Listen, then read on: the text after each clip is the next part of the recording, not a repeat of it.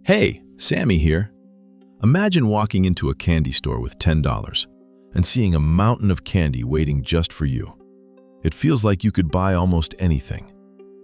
Now imagine waking up one day with a bill worth 1 quintillion, but it still isn't enough to buy a single chocolate bar. Sounds impossible? It actually happened. This is inflation.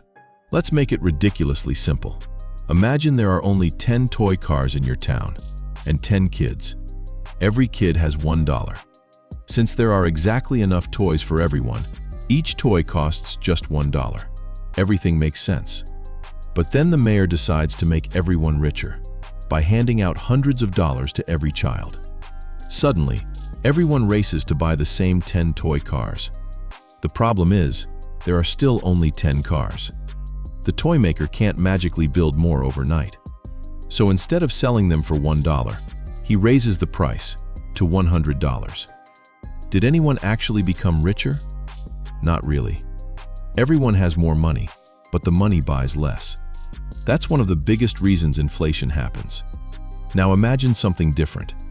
The toy maker wants to keep prices low, but the plastic needed to build the toys suddenly becomes much more expensive.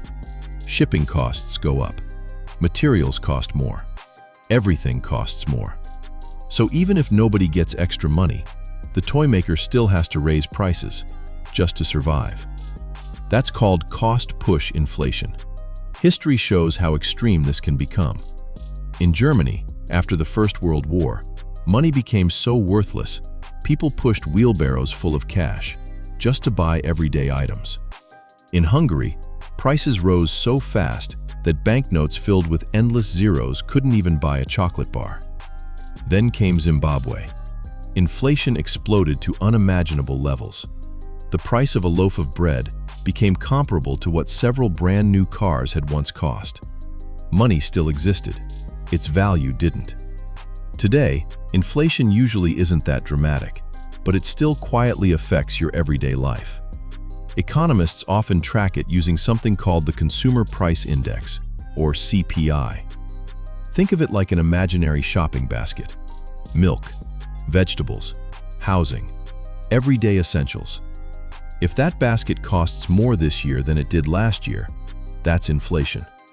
Sometimes companies don't even increase the price. Instead, they make the product smaller. The bag looks exactly the same, but there's less inside. That's called shrinkflation. And sometimes, businesses use rising costs as an opportunity. Their expenses increase a little, but prices increase a lot more. The result?